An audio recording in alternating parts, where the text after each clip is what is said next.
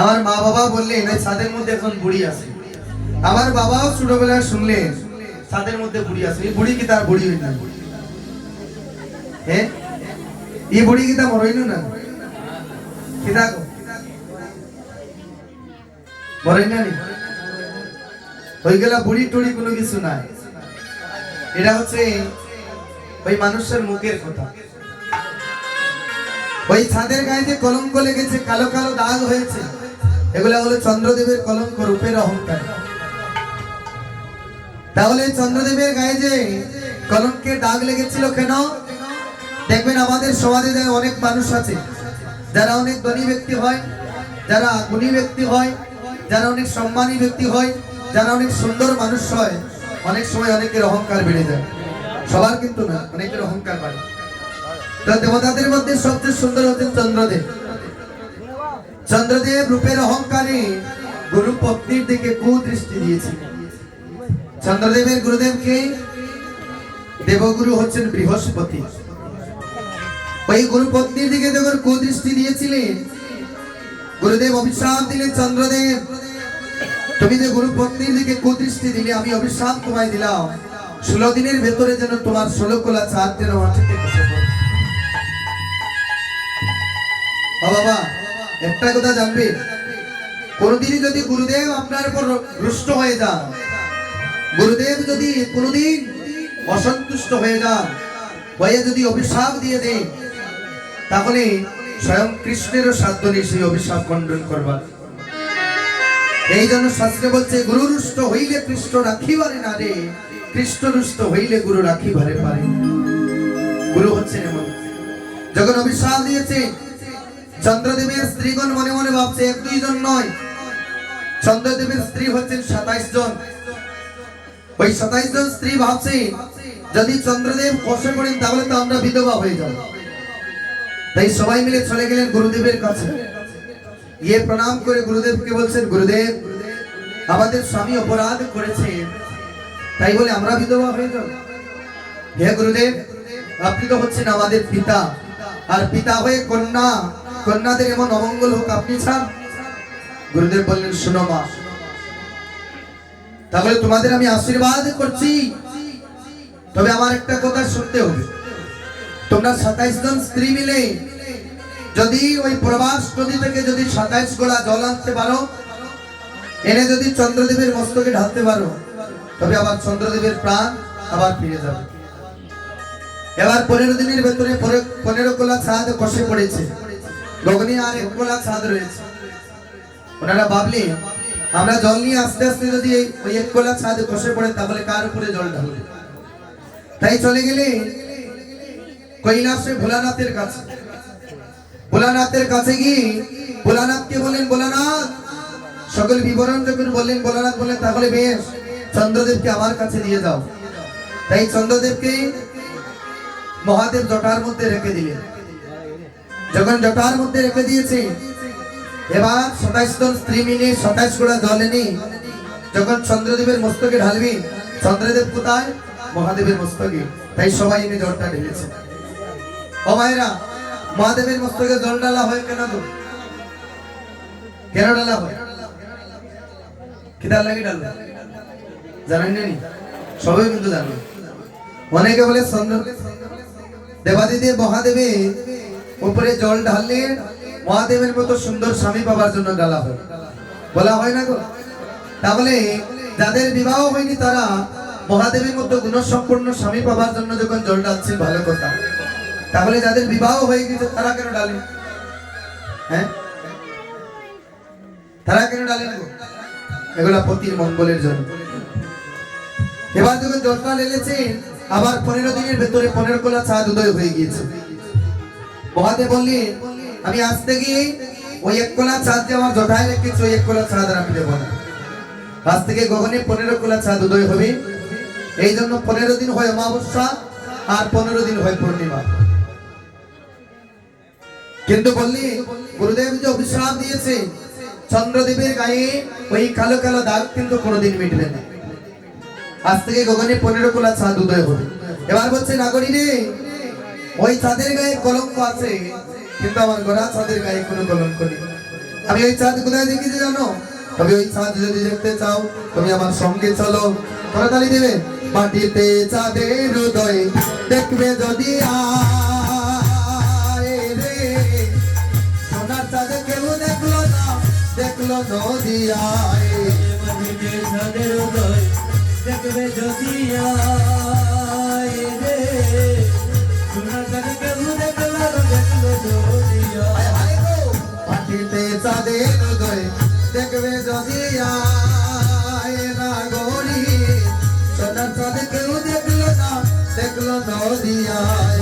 মাটিতে চাঁদের উদয় দেখবে যদি আয় রে, সোনার চাঁদ কেউ দেখলো না, দেখলো নদিয়ায়। হায় গো, দেখলো নদিয়ায় না গরি, দেখলো নদিয়ায়। নদিয়ায় নাগরী দেখলো নদিয়ায়, নদিয়ায় নাগরী দেখলো নদিয়ায়, নদিয়ায় নাগরী দেখলো নদিয়ায়। সোনার চাঁদ কেউ দেখলো না, দেখলো নদিয়ায়। সোনার চাঁদ কেউ দেখলো না, দেখলো নদিয়ায়। হায় রে, মাটিতে চাঁদের উদয় দেখবে যদি আয় গো, সোনার চাঁদ কেউ দেখলো না, দেখলো নদিয়ায়। মাটিতে চাঁদের উদয় দেখবে যদি আয় গো, সোনার চাঁদ কেউ দেখলো না, দেখলো নদিয়ায়। কথার দৈত্য সূত্র গলে পড়তে তুলসীর মালা হেলে দুলে। ভোতার যোগ্য সূত্র গলে কোটে তুলসীর মালা হেলে দুলে, যোগ্য সূত্র গলে কোটে তুলসীর মালা হেলে গদুলে। গড়াই তার পানে ছায় তার বদনে হরি বল বলায়। কোনে চাই তার বদলে হরি বল বলায়, চাই তার বদলে হরি বল বলায়, কোনে চাই তার বদলে হরি বল বলায়। হরি বলা এই জীবনে নাহি পোড়ায়। এই জীবনে নাহি গোপুরা। হায় রে, মাটিতে চাঁদের উদয় দেখবে যদি আয়, সোনার চাঁদ কেউ দেখলো না, দেখলো নদিয়ায়।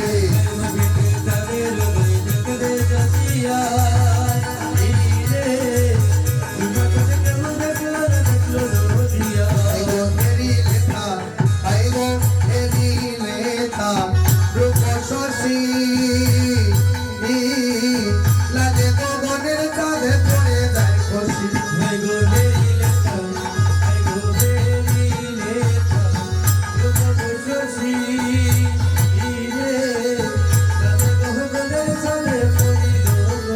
হায় গো মেরি লেখা, হায় গো মেরি লেখা, রূপ শশী লাজে গগনের চাঁদ পড়ে যায় খুশি।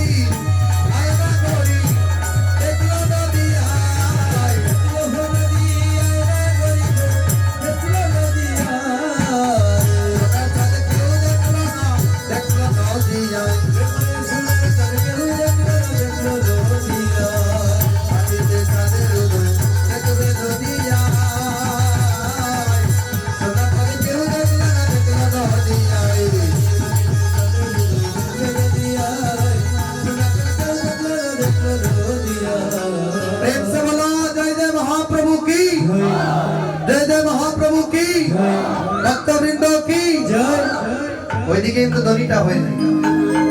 রাধে রাধে। আমার মায়েরা যারা আছেন গো, ঘুম এসে গেছে নাকি? রাধে রাধে। কৃপা করে একটু ধ্বনিটা দিন সবাই মিলে। জয় দেব মহাপ্রভু কি, জয় দেব মহাপ্রভু কি। বাহ, এবার হয়েছে। বলছে নাগরী রে, শোনে শোনে নাগরী আমার, আমি যখন বেলি অবসান কালে আমি গেলাম ওই সুরধনী গঙ্গার ঘাটে। শোনে শোনে নাগরী রে, আমি আগে এমন ছিলাম না নাগরী, যেই মাত্র আমি ওই সুরধনীর ঘাটে গেলাম। শোনে শোনে কাঞ্চনা রে, আমি আগে মনে ছিলাম না কাঞ্চনা, যেই মাত্র আমি সুরধনীর ঘাটে গেলাম। যখন আমি ওই গৌরূপ দর্শন করিলাম, ওই গৌরব আমি দর্শন করা মাত্র আমার মান কুলমান ভিটামাটি, দেহ আর জীবন যৌবন আমি সবকিছু গোবিন্দের চরণে সমর্পণ করে দিয়েছি। বলি শোনে শোনে নাগরী রে, ও নাগরী, তুই যদি গৌরূপ দেখতে চাস তবে আমার সঙ্গে চলে সুরধনী গঙ্গার ঘাটে। ওই সুরধনী গঙ্গার ঘাটে গেলে আমার গৌর হরি, ওই সুরধনী গঙ্গার ঘাটে যখন যুবতীদের ওই সুরধনীতে দেখে, ওই দেখে সে ধরতে যায়। এবার কাঞ্চনা বলতে, তাহলে তো তোর গৌরীর স্বভাব ভালো নয়।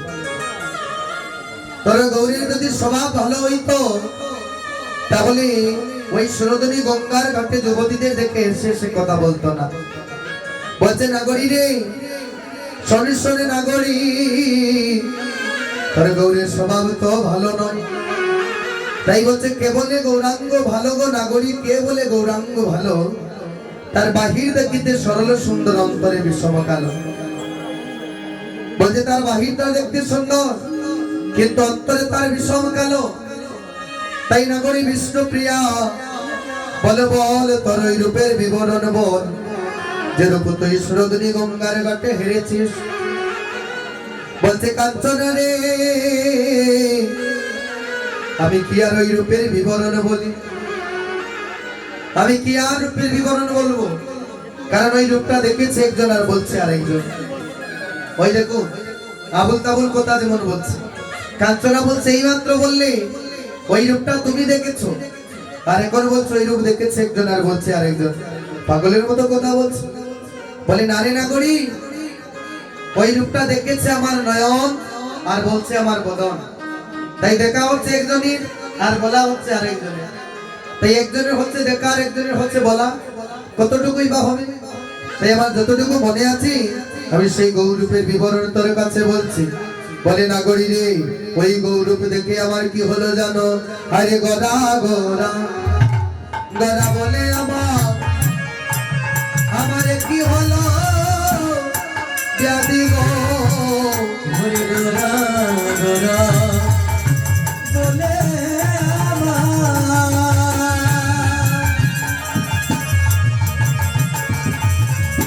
বলে কি হলো ব্যাধি গো।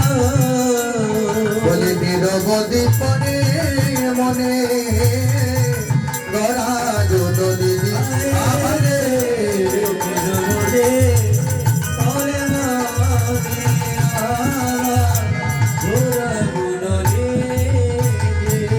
তারে আমি বলিতে পারি না গো, তারে বলিতে পারি না গো, তারে বলিতে পারি না।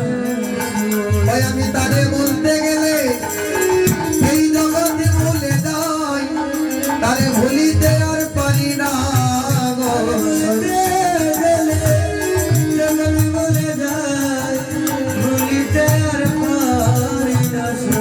বলে তাকে আমি বলতে গেলে এই জগৎকেই আমি ভুলে যাই, তাকে আমি কি বলবো। এবার কাঞ্চনা বলতে, তাহলে তোর গৌরূপের বিবরণটা আমি বলি। বলে তাহলে বল কাঞ্চনা, কেমন করে তুই বিবরণ দেবে? বলে কাঞ্চনা, আমার গৌরূপের বিবরণ কেমন করে তুই দেবে? বলছিস শোন, তুই যে গৌরী রূপের কথা বলছিস, শোন শোন বিষ্ণুপ্রিয়া, তাহলে আমি একটা তুলনা দিই। বলে কি তুলনা? বলে দামিনী দামোদ মনোরথী দর্শনে, দামিনী দামোদ মনোরথী দর্শনে, দামিনী দামোদ মনোরথী দর্শনে, দামিনী দামোদ মনোরথী দর্শনে, বলে তারে আমি ফেরিলাম, তারে আমি বেরিলাম, বলে তারে আমি ফেরিলাম, তারে আমি বেরিলাম, ওই সুরনদী গঙ্গার ঘাটে তারে আমি ফেরিলাম, সুরনদী গঙ্গার ঘাটে, তারে আমি ফেরিলাম, ওই সুরনদী গঙ্গার ঘাটে, তারে আমি বেরিলাম, তারে আমি বেরিলাম। বলে আমি এলাম কি? বলছে দামিনী দাম দমন রুচি দর্শনে। তাহলে দামিনী কি? দামিনী হচ্ছে বজ্র। দেখবেন গগনে যখন বিদ্যুৎ চমকায়, তখন বিজলি চটকের ফাঁকে যে আলোটা দেখা যায়, হ্যাঁ, ওইটা হচ্ছে বজ্র। ওই যখন বজ্র ভূমিতে পতিত হয় না অনেক জায়গায়, বলছে ওই যে বজ্রের যে পলক, তাহলে ওই বজ্র দিয়ে যদি একটা মালা গাঁথা হয়, তাহলে কি তোর গৌরূপের তুলনা হবে? বলে না রে। দামিনী দাম দমন রুচি দর্শনে, দামিনী হচ্ছে বজ্র, দাম হচ্ছে মালা। বলছে বজ্র দিয়ে যদি একটা মালা গাঁথা হয়, ওই মালার সাথে কি তুলনা হবে? বলে না, না তুলনা হবে না। বলে ওই মালার সাথেও তুলনা হবে না, কারণ আমি ওই রূপ বিজলি চটকের পাকে হেরেছি। বলে নাগরী রে, ও নাগরী, আমি ওই রূপটা হেরে আবার কি হয়েছে জানো? ও নয়ন ভুলিয়া রইল গো, গৌরাঙ্গ রূপে প্রাণ নিল গো নিল। নয়নে ভুলিয়া সবাই গৌরাঙ্গ রূপে প্রাণ নিল গো নিল। নয়নে ভুলিয়া রইল গো, গৌরাঙ্গ রূপে প্রাণ নিল গো নিল। নয়নে ভুলিয়া রইল গো, গৌরাঙ্গ রূপে প্রাণ নিল গো নিল। ওয় প্রাণ নিল গো নিল, ওয় প্রাণ নিল গো নিল। নিল গো নিল, ওয় প্রাণ নিল গো নিল। ওয় প্রাণ নিল গো নিল, ওয় প্রাণ নিল গো নিল। নয়নে ভুলিয়া রইল গো, গৌরাঙ্গ রূপে প্রাণ নিল গো নিল। ভুলিয়া রইল গো, গৌরাঙ্গ রূপে প্রাণ নিল গো নিল। ওই আমি যেই ঘাটে জলে ভরতে গেলাম, সেই ঘাটে গৌরাঙ্গ গো ছিল। আমি যে ঘাটে জলে ধরতে গেলাম, সে ঘাটে গৌরাঙ্গ গো ছিল। আমি যে ঘাটে জলে ধরতে গেলাম, সেখানে গৌরাঙ্গ গো ছিল। আরে বিজুলি চটকের ফাঁকে দাঁড়াইয়া রইল, বিজুলি চটকের ফাঁকে দাঁড়াইয়া রইল, বিজুলি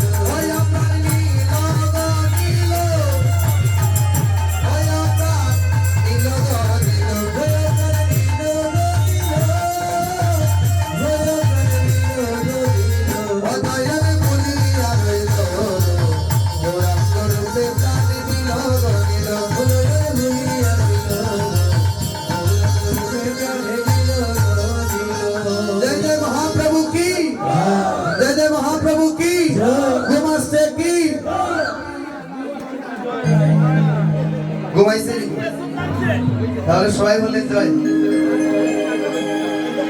তাহলে বোঝা গেল যে সবাই আজ গোবিন্দের নামে ডুবে আছেন। আমি কি কথা বলেছি সেদিকে কোনো লক্ষ্য নেই। আমি আজ গৌর হরি নিকটে প্রার্থনা করি, গৌর হরি যেন সবার মনের বাসনা যেন পূর্ণ করে দিবি। বলছে না গরি রে, আমি যদি ওই গৌরবটা একবার যখন হেরেছিলাম সুরধনির ঘাটে, যদি আমি ওই গৌরকে আমার করে ধরে রাখতে পারতাম। বলছে না গরি রে,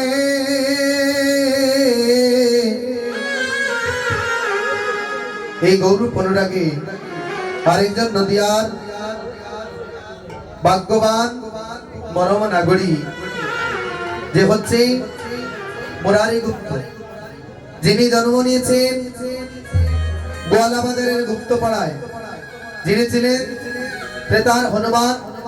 এই কলিতে মুরারি গুপ্ত হয়ে জন্ম নিয়েছেন গোয়ালাবাজারে। সেই মুরারি গুপ্ত এই গৌরব দর্শন করে বলে, নাগরী রে, আমি যে গৌরবটা দর্শন করেছিলাম, শোনে শোনে নাগরী আমার, ও নাগরী রে, ওই আমি দণ্ডে দণ্ডে তিলে তিলে নাগরী রে, ওই গড়ার নাগরিলে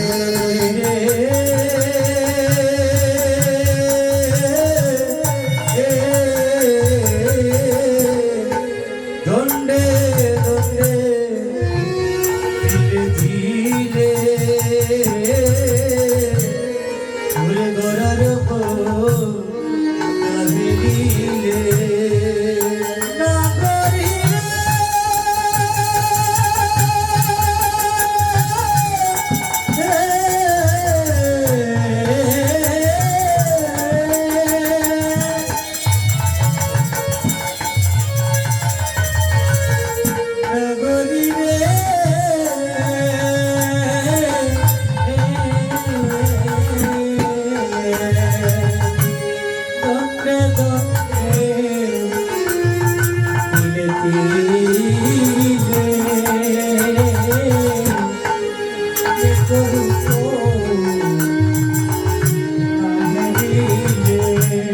আমি মরবে মো দিয়া যেন আরে মরবে হরিয়ারে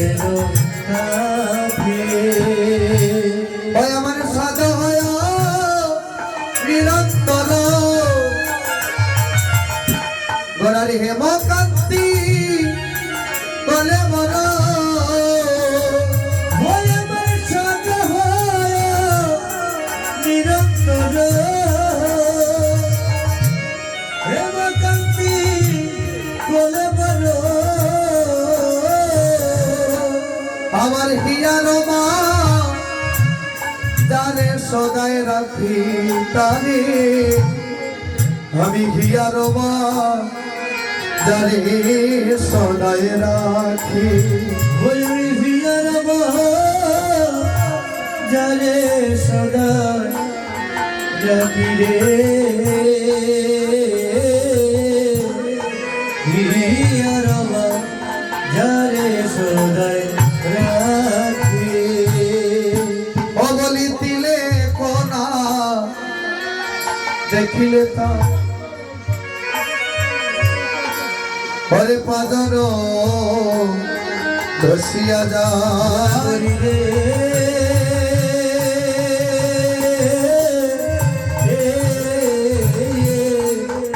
দিলে গোনা দেখিলে ছায়াবা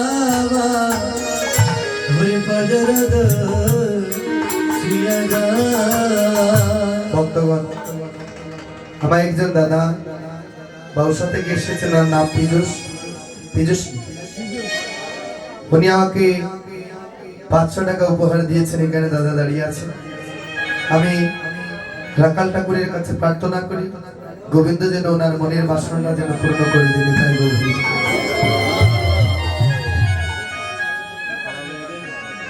বাবা, যিনি মুরারিগুপ্ত হয়ে জন্ম নিয়েছেন ত্রেতায় ছিলেন হনুমান, রামভক্ত হনুমান। ওই রামভক্ত হনুমান একদিন ওই ত্রেতা যুগে সীতা দেবী একটা সিঁদুরের কৌটা হাতে নিয়েছেন। অমায়েরা শুনবেন গো মন্দির, সিঁদুর কেন দিতে হয় জানেন? কে কে জানেন? হাতটা ওর দিকে তুলবে আস্তে। সিঁদুর কেন দিতে হয় জানেন? বলতে হবে না, শুধু হাত তুললেই হবে। দুই একজন জানে, আর কেউ জানেন? সিঁদুর কেন দিতে হয় জানেন? দুই একজন, চারজন, পাঁচজন জানে। ওই সীতা দেবী যখন সিঁদুরের কৌটা হাতে নিয়ে সীতাতে যখন সিঁদুর দিচ্ছে, ওই সময় রামভক্ত হনুমান সীতা দেবীকে বলছে, ওমা মাগো তুমি এটা সিঁথিতে কি দিচ্ছ? সীতা দেবী বলছে, হনুমান আমি সিঁথিতে ওইটা সিঁদুর দিচ্ছি। বলে ওই সিঁদুরটা সিঁথিতে দিলে কি হয়? হনুমান বলছে। সীতা দেবী বললেন, শোনো হনুমান, ওই সিঁথিতে যে সিঁদুরটা আমি দিচ্ছি, ওই সিঁথিতে সিঁদুরটা দিলে তোমার প্রভু যে রাম আমার পতির মঙ্গল হবে আর পতির আয়ু বৃদ্ধি হবে। তাই যে রমণী সিঁথিতে লম্বা করে সিঁদুর দিবেন, ওই মায়ের স্বামীর আয়ু তত বেশি লম্বা হবে। বলছি ওই সিঁদুর দিলে পতির মঙ্গল হয়, পতির আয়ু বৃদ্ধি হয়। ওই সময় রামভক্ত হনুমান যেই মাত্র শুনলো যে এই সিঁদুরগুলা দিলে প্রভুর মঙ্গল হয়, অর্থাৎ রামের মঙ্গল হবে, সে টপ করে সিঁদুরের কৌটাটি এনে তার সর্বাঙ্গে লেপন করে দিয়েছে। হনুমান ভাবছে, এইটুকু সিঁদুর দিলে যদি আমার প্রভুর মঙ্গল হয়, তাহলে আমি যদি আমার সর্বাঙ্গে লেপন করে দিই, তাহলে তো আমার প্রভুর আরো বেশি মঙ্গল হবে। এখানে কিন্তু ওই কথা বলে আরেকটা ঝগড়াও লাগে। ঝগড়া কিনা জানেননি? এখানে যে মায়ের স্বামী আছেন ওইখানে বা ওই কথাগুলো শুনতে পাচ্ছেন, আগামীকালকে যখন দেখবেন ওনার স্ত্রী হাঁটো করে সিঁদুর দিচ্ছেন, করে ঝগড়া লাগিয়েছে। এই আজ থেকে সাবধান, বাড়িতে গিয়ে আগামীকালকে থেকে একটু লম্বা বড়ি দিতে। যখন দেখবেন স্বামী সম্মুখে আরো লম্বা বড়ি দিল, তখন আর মাইন লাগতো না। বলছে, নাগরী রে, সনেশ্বরী নাগরী আমার, আমি দণ্ডে দণ্ডে তিলে তিলে গৌরূপ না ফেরিলে আমি মরমে মজিয়া যেন থাকি। আমার সাধ হয়ে নিরন্তর গোড়ার হেমকান্তি কলেবর ইয়ার বাজারে সদাই রাখি। নাগরী রে তিলে কোনা দেখিলে ও নাগরী পাদর পাদর দশিয়া যায়।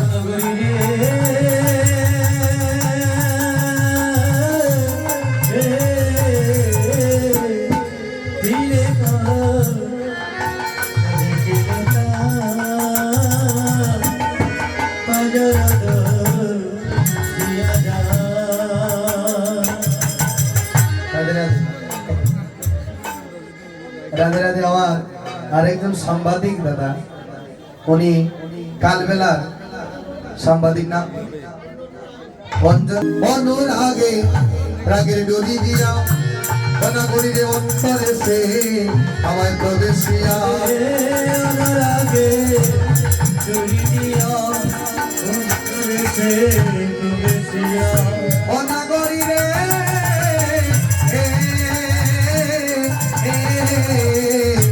আরে অনুরাগে ডলি দিয়া পরে অন্তরে সে প্রবেশিয়া। নগরীরে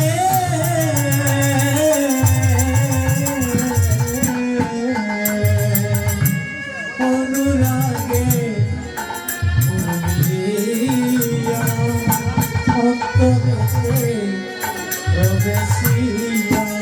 অবলি না জানি তার কতই কতই দারোদারি।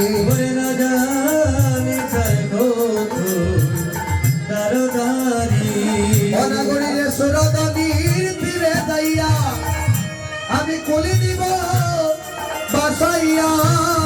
সুরদনীর তীরে যাইয়া কলি দিব বাসাইয়া। আমার অনলদা লিয়া দিব না যে নাগরী রে।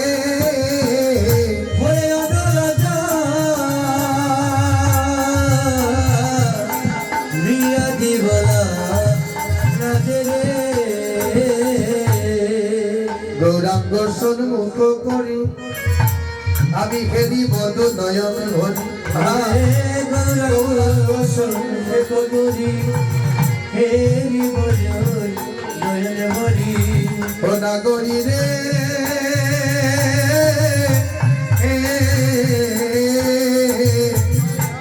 আমি গৌরাঙ্গ সন্মুখ করি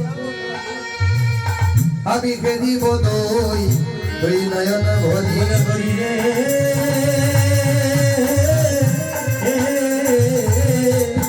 গৌরাঙ্গ সন্মুখ করি আমি হেরি বদন নয়ন ভরি আমার দিন গেল মিছা মিথিকা আমার দিন গেল মিঠি কাছে ও বলি হামনারি কুলমালা আমার গৌরাঙ্গ গলার মালা হামনারি কুলমালা গৌরাঙ্গ গলার মালা আমার গলায় হৃতে স্বাদ জাগে নাগরী রে ওই আমার গলায় হৃদয় সাগরা জাগরে ওদারি গুপ্তে বলে ভালো লাগে দাগা দিলে মুররি গোপতে মনে ভালো লাগে দাগা দিলে রে মোরারি গুপ্তে বলে ভালো লাগে দাগা দিলে ওই মুররি গোপতে বলে ওরে ভালো লাগে দাগা দিলে অবলি গোপত গৌরাঙ্গ অনুরাগে ওরে গোপত গৌরাঙ্গ অনুরাগে শুনে শুনে নাগরী নাগরী রে আমি সুরধ্বনির গাতে ওই রূপে দেখলাম একবার কাঞ্চনা বলছে নাগরী তুই তো হচ্ছিস গো কুলের কুলবধূ তো যারা কুলের কুলবধূ হয় তাদের মস্তকে কি থাকে গো মা? কুলের কুলবধূ যারা হয় মস্তকে কি থাকে? গামছা নি গীতা ঘুমটা। কুলের কুলবধূ যারা হয় তাদের মস্তকে লম্বা ঘুমটা থাকে। তাই বলছে নাগরী রে যার মস্তকে এত লম্বা ঘুমটা থাকে তারা কি কোনো রূপ দেখতে পায়? তাই আগেকার দিনে নদিয়ার নাগরিকগণ এমন ভাবে লম্বা করে ঘুমটা দিত। বলছে অনাগরী তোর মস্তকে তো এত লম্বা ঘুমটা ছিল, তাহলে এত লম্বা ঘুমটা দেখার সঙ্গে কারো রূপ দেখা যায়? কেমন করে এই রূপটা দিয়ে দর্শন করলে? বলে আমার মস্তকে ছিল লম্বা ঘুমটা। বাবা আগে জানলে সিঁদুর কেন দিতে হয়, এখন জানুন ঘুমটা কেন দিতে হয়? কেন দিতে হয় ঘুমটা জানেন? একজন সতী নারীর পতি হচ্ছেন দুইজন, একজন হচ্ছে নিজপতি আর একজন হচ্ছেন জগৎপতি। এই যে আমরা যে স্থানে বসে আছি আমাদের মস্তকের উপরেই ছাদ আছে, এখন যদি বৃষ্টি হয় অশুভ কোনো কিছু আমাদের উপরে পড়বে না। ওই ছাদটা থাকার কারণে অশুভ কোনো কিছু আমাদের উপরে পড়বে না। এই জন্য সতী নারীর পতি হচ্ছে দুইজন, যারা যাদের নিজপতি আছে জগৎপতি আছে, দুজনের পতি যাদের আছে তারা ওই মস্তকে ঘোমটা যাতে ধারণ করে ওই জগৎপতি আর নিজপতি রূপী ছায়া তাহার মস্তকে থাকে। যখন ওই মস্তকের উপরে ওই জগৎপতি রূপী ছায়া যখন থাকে তাই তখন তার উপরে কোনো অশুভ দৃষ্টি পড়ে না। এই জন্য মস্তকে ঘোমটাটা ধারণ করতে হয়, কারণ নারী হচ্ছে লজ্জাবতী। এবার বলছি নাগরী রে তুই হচ্ছিস কুলের কুলবধূ, যারা কুলবধূ হয় তাদের মস্তকে ঘুমটা থাকে, তাহলে তোর মস্তকে ঘুমটা ছিল, ওই ঘুমটা দেখার সঙ্গে কেমন করে তুই রূপটা দেখলি? বলে দেখেছি কেমন করে জানো? নাগরী শোনো শোনো, ওই আমি ঘুমটা কুলে বদনে তোলে দেখে রইলাম সাইয়া গো।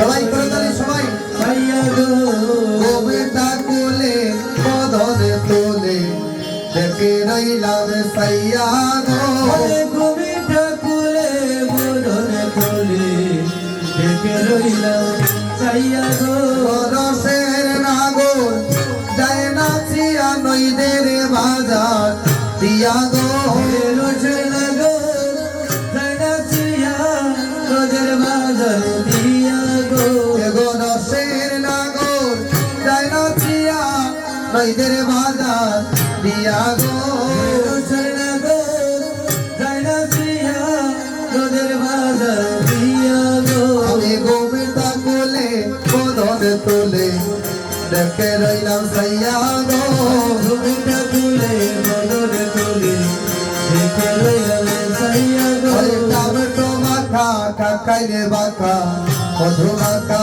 হাসি গো টমেটো মাখা খাগালে বাঁকা মধু মাখা হাসি গো টমেটো মাখা খাগালে বাঁকা মধু মাখা হাসি গো আমি মনে করি জাতি কুল হারাই হারাই বাসি গো করি জাতি কুলো হরে হরে বাসি গো আমি মনে করি জাতি কুল মান হারাই হারাই বাসি গো মনে করি জাতি কুলো হরে হরে বাসি গো আমি গোবিন্দা কুলে বদন তোলে দেখে রইলাম সাইয়া গো গোবিন্দা কুলে বদন তুলে দেখে রইলাম সাইয়া গো মনে ছিল নইদা জোড়ে এ দেহ চাই গো মনে ছিল নইদা জুড়ে এদে হবি সাই গো মনে ছিল নইদা জুড়ে এদে হবি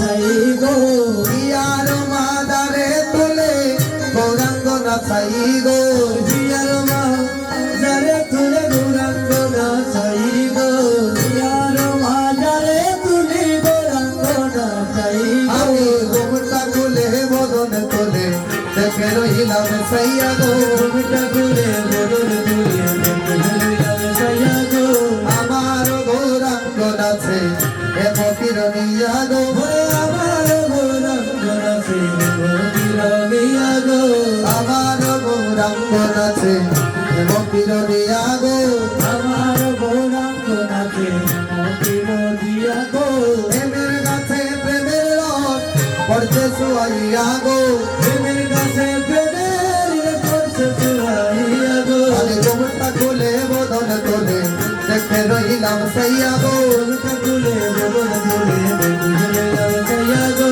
হরি শুশু দিবি কিবা বাবু খেলা দোলা গো করি শুধু দিনকে বাবু হেলা দুলা গো দিনকে বাবু হেলা দুলা গো ইয়ার দোলনে দুলে মালতীর মালা গো জিয়ার দুলনে দুলে মালো তীর মালা গো দুলনে দুলে মালো তীর মালা গো আমি গোবিন্দা কুলে বদন তোলে দেখে রইলাম সাইয়া গো গোবিন্দা কুলে বদন তুলে দেখে রইলাম সাইয়া গো জলের গাঁঠাল করেছে গৌরূপের সটা গো জলের গাঁঠাল করেছে গৌরূপের ছটা গো জলের গাঁঠাল করেছে গৌরূপের ছটা গো রূপ ফেরিতে হল পড়েছে নবযুবতীর গটা গো ফেরিতে হুল করেছে নবযুবতীর গোটা গো ফেরিতে হুল করেছে নবযুবতীর গোটা আমি গোবিন্দা কুলে বদন তোলে দেখে রইলাম সাইয়া গো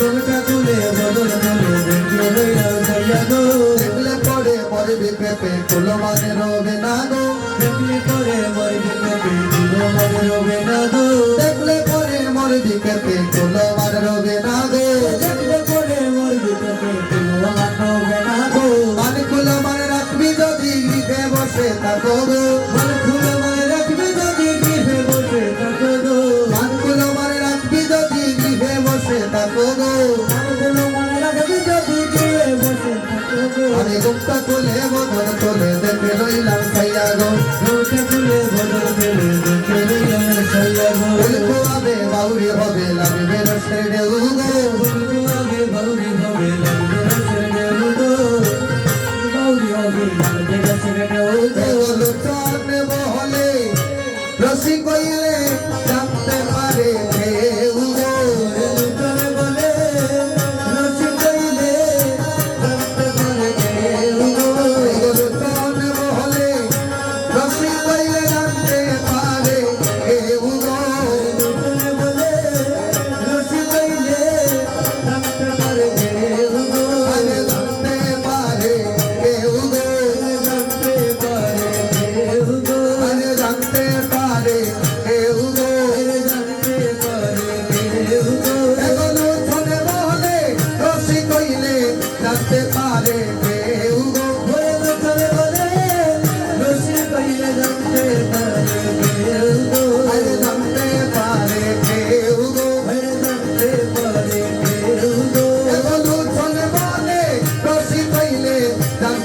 পারে কেউ গো লোকের বলে রসি কইলে জানতে পারে কেউ গো আর জানতে পারে কেউ গো জানতে পারে কেউ গো জানতে পারে কেউ বলে জানতে পারে কেউ হে গো গো যদি বলে রসি করিলে জানতে পারে কেউ গো বলে লোকের বলে রসি কইলে জানতে পারে কেউ গো ঝোলটা খুলে বদল খুলে দেখে লইলাম সাইয়া গো গলটা তুলে বদল তুলে দেখে লইলাম সাইয়া গো বলছে অনাগরি আমি সেই গোমটাটা খুলে ওই গৌরূপটা দর্শন করেছি বলে অনাগরি শোন শোনে নাগরিনী আমি তো আগে মনে ছিলাম না যেই মাত্র আমি গিয়েছিলাম সুরদনী ওই রূপটা দেখেই আমার মনে হয়েছে না হলে আমি আগে মনে ছিলাম না নাগরী রে এবার বলছে অনাগরি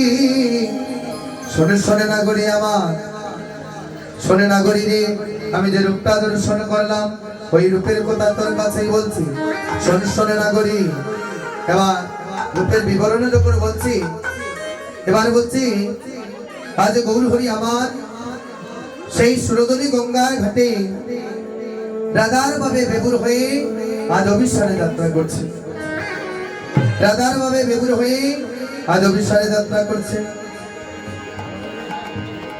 আমি কি গেলাম সুরদনী গিয়া গোনাগনি আমি কি গেলাম সুরদনীর ঘাটে হয়ে আমি কি ফেরিলাম বলে সুরদনী কাটে গো না গজি আমি কি ফেরিলাম সুরদনীর গাছে গান তো বলছি কিন্তু আপনাদের মধ্যে কোনো স্পিরিট নেই রাধে রাধে আনন্দ কিন্তু হচ্ছে না। বলবো এই গানটা নাকি চলে যাবো গানটা ছেড়ে তাহলে সবাই করে তালি করি রাধে রাধে কি গে নিলাম জলের গতে গিয়া গহনা গরি কি গে নিলাম সুরদনী গিয়া আমি কি ফেরিলাম সুরদনী গিয়া গো না গজি কি ফেরিলাম সুরদনী গিয়া ওই আমি কি গে নিলাম জলের গতে গিয়া গহনা গরি কি গে নিলাম সুরদনী গিয়া আমি কি ফেরিলাম চলে গেছে গিয়া গো না গজি কি ফেরিলাম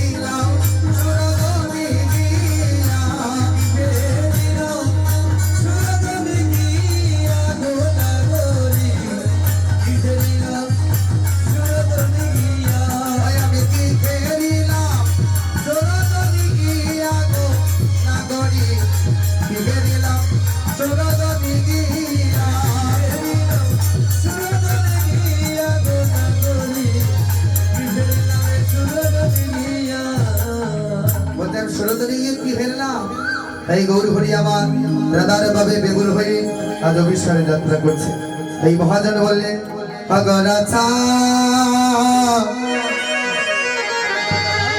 রাধার ভাবে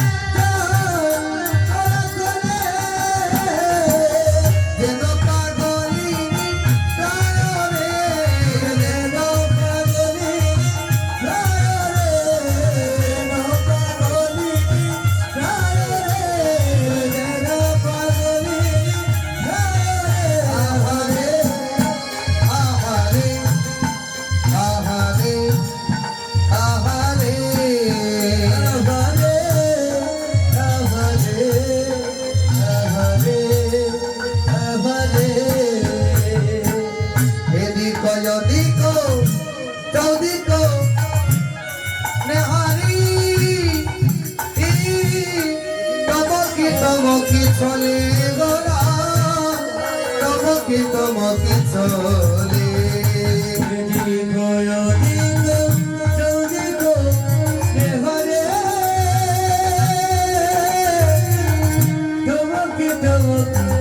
চলে গো চমকি চমকি চলে আশা বাবা কুঞ্জ বলো আশা বাবা কুঞ্জ বলো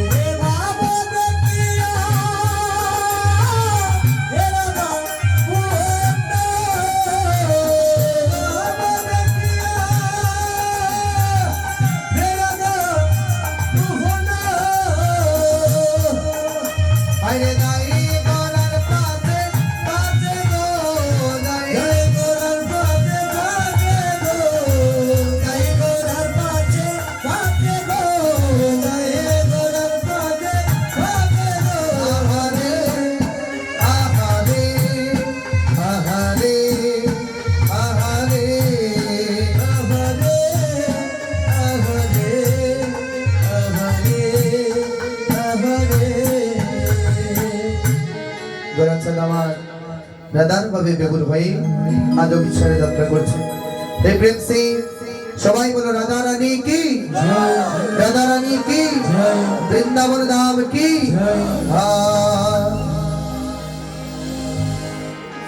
রাধে রাধে বল, রাধে রাধে বল, बरसाने में डोल मुख मुख से राधे राधे बोल, राधे राधे बोल, राधे राधे बोल, बरसाने में डोल मुख से